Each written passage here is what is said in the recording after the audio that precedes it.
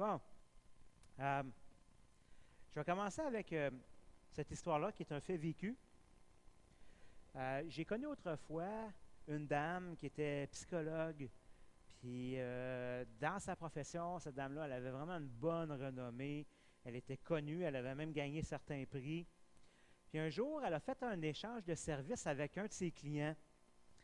Son client, c'était un entrepreneur, puis elle voulait faire son patio de piscine. Alors, ils ont fait un échange. Elle a dit, OK, si tu veux construire mon patio de piscine, moi, en échange, je vais te donner des séances gratuites. Alors, tous les deux étant consentants, d'accord avec cette entente-là, le monsieur procède au travail durant l'été, fait le patio, tout est beau, la psychologue est contente, elle peut en profiter, tout ça.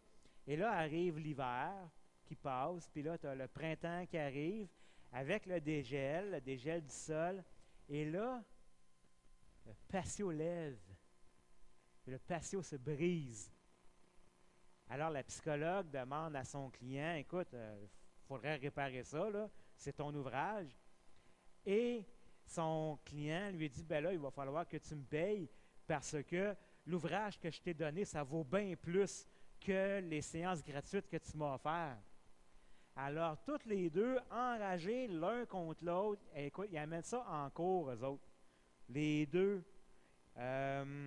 tous les deux veulent pas céder absolument rien à l'autre jusqu'à ce que justice ait été faite et que l'un des deux ait payé jusqu'au dernier sou.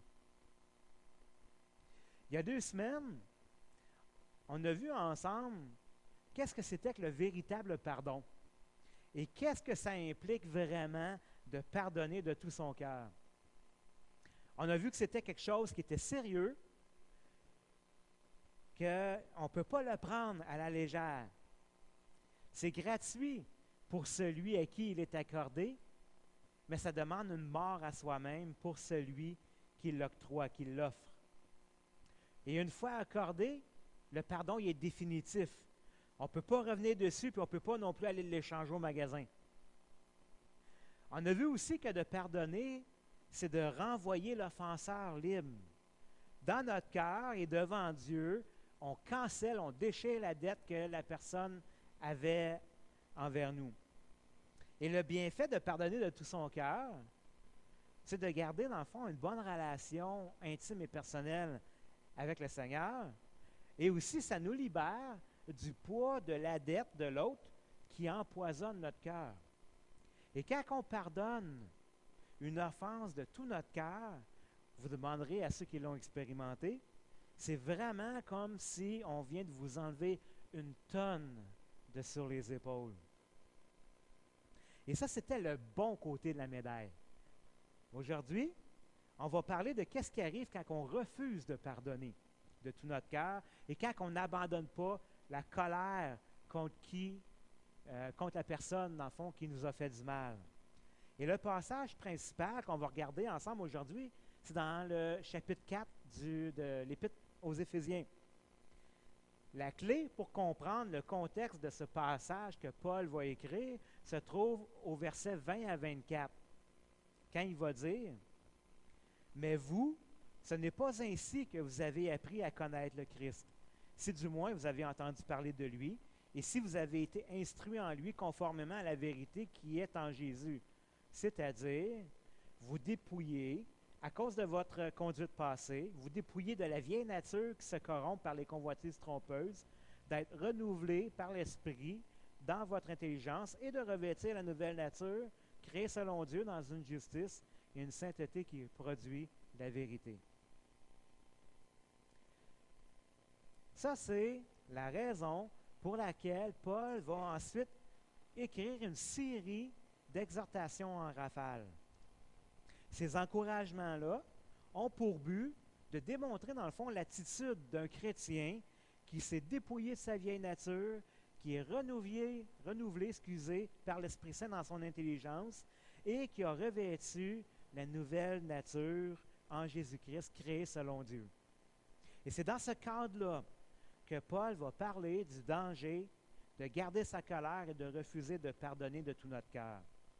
Et ce matin, Dans les passages qu'on va regarder, parce qu'on va regarder celui-là, mais on va en regarder d'autres aussi, on va voir ensemble 3 conséquences qu'entraîne de refuser de pardonner de tout notre cœur. Êtes-vous prêts? Okay. Diane est prête. Elle. Go, go, go!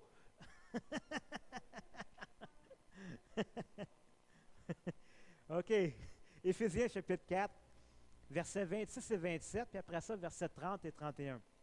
Donc, versets 26 et 27 dit « Si vous vous mettez en colère, ne péchez pas, que le soleil ne se couche pas sur votre irritation, ne donnez pas accès au diable. » Et un peu plus loin, verset 30, « N'attristez pas le Saint-Esprit de Dieu, par lequel vous avez été scellés pour le jour de la rédemption, que toute amertume, animosité, colère, clameur, calomnie, ainsi que toute méchanceté soit ôtée du milieu de vous. » Et là, selon la traduction que vous utilisez pour votre Bible, ça va être écrit « Si vous vous mettez en colère, ne péchez pas » ou encore « Mettez-vous en colère, mais ne péchez pas ». Donc, la colère, ce n'est pas un péché. Là. La colère, c'est une émotion. C'est pas bon, c'est pas mauvais en soi. Et cette colère-là, cette émotion-là, elle apparaît quand on a l'impression, qu'elle soit fondée ou non, d'avoir subi une injustice ou un mal non mérité de la part d'une personne ou à cause d'une situation spécifique. C'est normal d'être en colère contre une injustice ou contre le mal. D'ailleurs, la Bible nous dit à plusieurs reprises que Dieu se met en colère contre le péché et contre l'injustice. Et on sait que Dieu ne pêche pas. Donc, la colère, ce n'est pas péché en soi. Ce qu'on va faire avec notre colère, c'est ça qui va déterminer si on va bien agir ou si on va pécher avec. La deuxième exhortation de Paul dans ce passage-là, c'est que lorsque tu es en colère ou que tu te mets en colère, il dit ne pêche pas. Fais pas le con. Fais pas quelque chose ou dis pas quelque chose sous le coup de l'émotion que tu vas regretter par après. Fais pas le mal avec ta colère, mais plutôt viens vers Dieu dans la prière. Crie ta souffrance ou ton injustice à Dieu. Dresse la facture mentalement de l'offense que l'autre t'a faite. Réfléchis ensuite à ce que Christ a subi à la croix pour toi. Qu'est-ce que lui, il t'a pardonné? Et une fois que tu as fait comme ça balance, là, qu'est-ce que Dieu t'a pardonné versus qu'est-ce que l'autre t'a fait? Là, trouve l'amour et trouve la force en Dieu pour pardonner de tout ton cœur à la personne qui t'a offensé. Demande aussi à Dieu qu'il guérisse ton cœur qui a été blessé. Demande-lui aussi de déloger le mensonge du diable qui a pu pénétrer dans ton cœur à cause de la douleur. Le diable est bon pour faire ça. Demande à Dieu de remplacer ce mensonge-là que tu as cru. Demande-lui qu'il le remplace par la lumière et la parole. La lumière, excusez, la vérité de la parole de Dieu. Alors, la deuxième exhortation de Paul, c'est de ne pas laisser le soleil se coucher sur notre colère.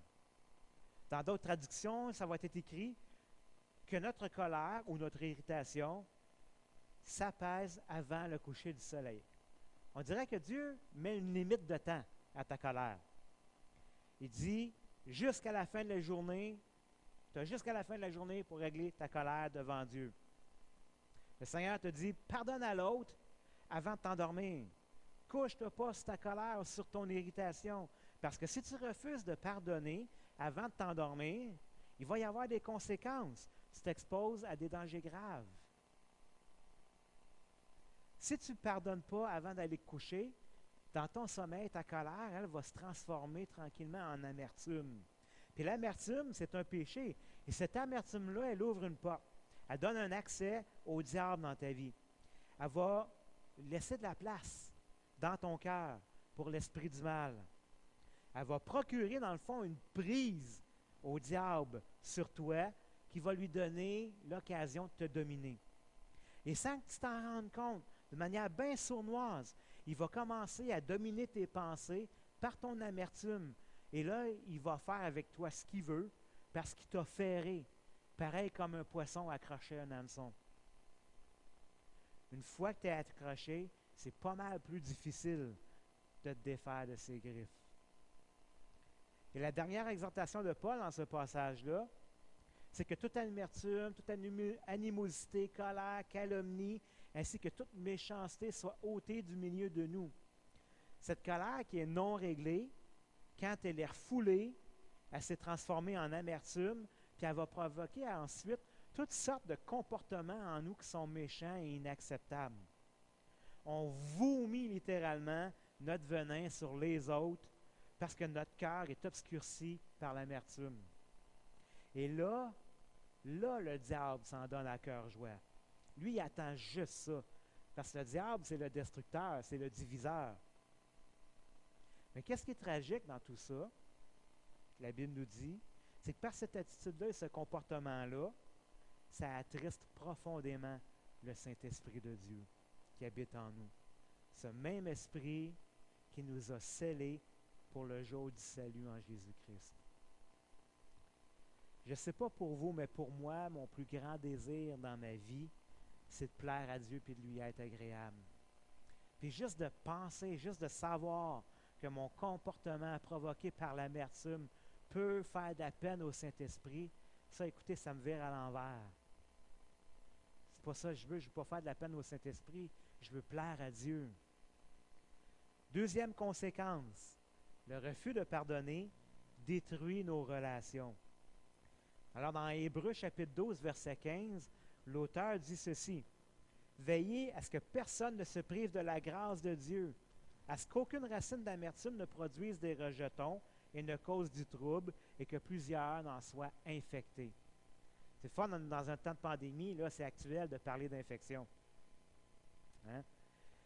L'exhortation de ce verset ici, de ce texte, c'est de veiller, de prendre garde, de faire attention que personne ne se prive de la grâce de Dieu. Pourquoi? Parce que la grâce de Dieu se manifeste à travers son pardon qui est offert gratuitement. Dieu nous offre son pardon par pure grâce et vraiment pas parce qu'on aurait fait quelque chose pour mériter sa grâce, pour qu'on aurait mené une bonne vie. La Bible est assez claire là-dessus, car il n'y a pas de distinction. Tous ont péché et sont privés de la gloire de Dieu et ils sont gratuitement justifiés par sa grâce, par le moyen de la rédemption qui est dans le Christ Jésus. On trouve ce passage dans Romains chapitre 3, versets 23 et 24. Donc, en Jésus, son Fils unique, Dieu nous a graciés et nous a offert son pardon, gratuitement. Maintenant, il veut que nous aussi, on agisse pareil comme lui à l'égard de ceux qui nous ont fait du mal. Que personne ne soit privé de cette grâce parce qu'elle est accessible à tous, tout comme son pardon est à la portée de tous. Mais quand on ne règle pas notre colère à l'aide de Dieu et qu'on refuse de pardonner, bien, notre irritation, comme on l'a dit, se transforme en amertume et là, elle va produire une infection dans notre cœur. Et cette infection-là va sortir de notre bouche par la médisance et cette médisance-là va se propager dans toutes nos relations. Puis elle va infecter les autres à qui on en a parlé tel un virus. Puis, toute cette médisance-là et cette amertume-là va conduire finalement à la division dans nos relations. Je vous ai dit que le malin, c'était un destructeur. C'est un diviseur. C'est ça qu'il veut. Donc, comme la gangrène, une fois que l'infection est propagée, on est obligé d'amputer le membre qui est malade, pour sauver le reste du corps. Le membre malade meurt, puis il laisse des séquelles irrévocables au reste du corps. Ça, c'est la vérité. Troisième conséquence, le refus de pardonner entraîne la correction divine. Psaume 32, versets 3 à 5. Un psaume écrit par David. David avait péché, puis il gardait ça en lui dans son cœur. Là, il dit au verset 3, « Tant que je me suis tu, tant que j'ai gardé le silence, mes os se consumaient, je gémissais toute la journée, car nuit et jour ta main pesait sur moi. Ma vigueur n'était plus que sécheresse comme celle de l'été. Je t'ai fait connaître mon péché, je n'ai pas couvert ma faute. J'ai dit, je confesserai mes transgressions à l'Éternel, et toi, tu vas enlever la faute de mon péché. » Dans ce texte, on voit le roi David qui décrit une situation dans sa vie où il gardait un péché dans son cœur qu'il ne voulait pas confesser. Et le fait de garder ce péché sans le confesser, ça l'a, sans s'en détourner non plus, parce qu'il ne voulait pas non plus s'éloigner de son péché, ça a provoqué quelque chose physiquement dans son corps. Et quand il parle que ses os se consumaient, qu'il gémissait toute la journée, que sa vigueur n'était que sécheresse, comme celle de l'été, ben, il est en train de dire que sa santé dépérissait, qu'il était dans la souffrance. Là, je vais juste faire une pause. My brother Osage, hi, I'm happy to see you this morning. If you want to hear a message in English, they are all upstairs. Okay, so have a good time in the Word of God. Okay, fin de la pause. Donc, un fait qui est intéressant dans ce passage-là, c'est que David lui-même, c'est lui qui a écrit ça, là. David était conscient que son dépérissement physique était causé par la main de Dieu qui mettait de la pression sur lui. Est-ce que Dieu faisait ça parce qu'il n'aimait pas David? Pas du tout. C'est le contraire. Dieu mettait physiquement de la pression sur son enfant pour le conduire à confesser son péché puis à s'en détourner. Parce qu'une fois que Dieu a fini par avouer son péché à Dieu, ben le Seigneur a retiré sa main puis a restauré la santé de David. Ah, David, excusez, merci. Mon gars, il suit, c'est bon. Une fois que David a confessé son péché à Dieu, alors là, Dieu, ensuite, il l'a guéri, il l'a restauré. Et physiquement parlant, c'est prouvé aussi que l'amertume, c'est une véritable toxine dans le système qui empoisonne le corps et qui peut provoquer l'apparition de maux et de maladies diverses. Dans la parabole de Jésus sur le serviteur impitoyable, on en a parlé ça aussi il y a 2 semaines, ce serviteur-là qui était impitoyable, qui refusait de remettre la dette à celui qui était en dette avec lui, qu'est-ce qui est arrivé? Lui, il ne voulait pas pardonner à celui qui l'avait offensé, tandis que son maître lui avait pardonné, lui, une somme immensément plus importante. Qu'est-ce qui est arrivé à ce serviteur-là? Qu'est-ce que la parabole dit? Allons voir dans Matthieu 18, au verset 32 à 35.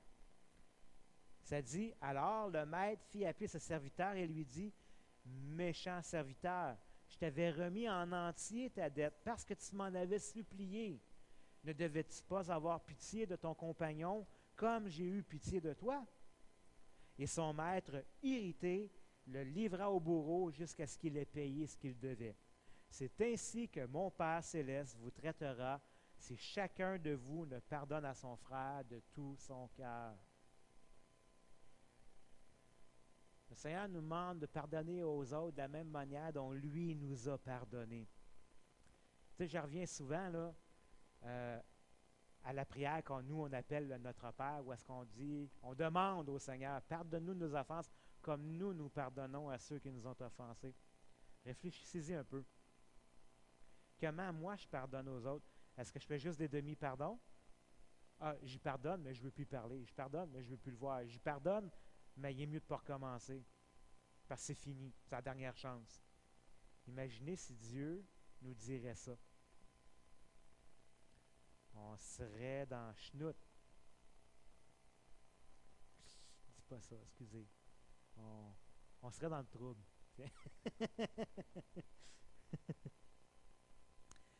Alors, le Seigneur nous demande de pardonner pareil comme lui nous pardonne. Et puisque de refuser de pardonner est contraire à la volonté de Dieu, c'est donc un péché. Tout comme la colère non réglée se transforme en amertume, qui, elle, est un péché. Donc, quand tu refoules ta colère, puis que tu refuses de pardonner, tu t'exposes à la correction de Dieu pour ton bien. Et tu risques d'avoir droit au même genre de conséquences que David a dû faire face. Le Seigneur, dans sa correction, il nous dit Tu tiens vraiment à faire payer à l'autre? Alors tu vas payer toi aussi. Le Seigneur va mettre de la pression sur nous jusqu'à ce qu'on capitule et qu'on finisse par pardonner à celui qui nous a fait du mal. Et regardez bien ça. Dieu peut même mettre sur ton chemin des gens qui sont similaires à la personne à qui tu as refusé de pardonner, juste pour que tu puisses subir la même souffrance et la même injustice encore et encore dans ta vie, jusqu'à ce que tu finisses finalement par pardonner. C'est ça que ça veut dire, te livrer au bourreau jusqu'à ce que tu aies payé tout ce que tu dois. Donc, ma question, est-ce que garder ta colère, de refuser de pardonner, en vaut vraiment la peine? Vaut-tu vraiment la peine? Vous vous souvenez de cette psychologue que je vous ai parlé au début du message? Par orgueil, par fierté, par obstination, toutes les deux, elle et son client, ils ont tout perdu dans ce procès-là. Lui, il a fait faillite, puis après ça, je ne sais pas ce qui est arrivé. Honnêtement, je ne sais même pas c'est qui a eu gain de cause, puis pour être honnête, ce n'est pas vraiment important. Lui, il a fait faillite, il a tout perdu. Après ça, je ne sais pas ce qui est arrivé avec lui. Elle, la psychologue, elle a perdu sa maison, son mari, ses enfants se sont éloignés d'elle. Elle a sombré dans l'alcool, puis elle est tombée gravement malade. Elle qui avait tout pour être heureuse, elle a dépéri, puis elle a terminé sa vie seule, rongée par l'amertume et la haine, souffrant atrocement dans son corps. Et même dans ces dernières années, si quelqu'un lui parlait de cet homme-là, elle venait les yeux ronds comme des 30 sous, elle serrait les dents puis elle sacrait. Son refus de pardonner l'a conduit à la mort. Quand tu gardes ta colère et ton amertume, et que tu refuses de pardonner, tu crois que tu fais du mal à l'autre. Tu crois que tu es en train de faire payer l'autre. Mais la réalité, c'est que c'est toi-même, c'est à toi-même que tu fais du mal. C'est toi, en bout de ligne, qui souffre. L'autre, peut-être qu'il s'en fout complètement, tu ne le sais même pas. C'est à toi que tu fais du mal quand tu refuses de pardonner. Et à Dieu aussi, évidemment. Alors, si je résume tout ce message ce matin, la conclusion de tout ça, garder sa colère et refuser de pardonner ont de lourdes conséquences sur ta vie et la vie des autres autour de toi. Deuxièmement, le Seigneur nous donne jusqu'au temps d'aller se coucher pour régler notre colère dans la prière devant Dieu et de pardonner de tout notre cœur à celui qui nous a fait du mal. Troisièmement, le refus de pardonner donne accès au diable dans notre vie et lui donne une emprise sur notre cœur. Quatrièmement, le refus de pardonner détruit nos relations par le venin de l'amertume et de la médisance. Et dernièrement, le refus de pardonner entraîne la correction de Dieu qui veut nous conduire au pardon. Alors, en voyant tout ça, en examinant tout ça, on a eu le pour et le contre. Il y a 2 semaines, on a regardé c'était quoi le pardon. Cette semaine, on regarde c'est quoi refuser de pardonner. Quand on voit tout ça ensemble, est-ce vraiment préférable de garder notre rancune contre ceux qui nous ont fait du mal? Ou est-ce que c'est plus profitable et avantageux de pardonner de tout notre cœur comme le Seigneur nous demande de le faire? Si tu ne pardonnes pas, tu penses que tu te protèges, mais tu souffres à long terme toute ta vie. Si tu décides d'aller marcher dans le jardin de Gethsémane avec Jésus et de pardonner de tout ton cœur et de mourir à toi-même pour remettre l'offense à l'autre, pour le renvoyer librement, tu vas souffrir, ça va faire mal. Mais après ça, tu vas être libéré. Après ça, cette tonne-là va être tombée de tes épaules. C'est ton choix. Préfères-tu souffrir pour un temps, puis après ça être libre, ou en vouloir à l'autre, puis souffrir toute ta vie? Prions. Seigneur bien-aimé, merci pour cet enseignement que tu nous as donné. En fait, tu ne nous demandes rien que toi, tu n'as pas fait déjà. Seigneur, c'est la base de pardon, c'est la base de la vie chrétienne. C'est même la base de l'Évangile. Seigneur, c'est la base de toute ta révélation dans les Écritures. Tu as créé l'homme à ton image, l'homme s'est rebellé, il était séparé de toi, il a péché. Tu avais un plan, tu es venu avec Jésus offrir ta vie pour pardonner à ta créature rebelle et te réconcilier avec elle, puis lui donner une nouvelle vie, un nouveau départ. Seigneur, c'est la base de ta révélation. Si on n'est pas capable de vivre le pardon dans nos vies, est-ce qu'on peut vraiment s'appeler des chrétiens? On est tes enfants. Apprends-nous à pardonner comme toi tu nous pardonnes, Seigneur. Dans le précieux nom de Jésus. Amen.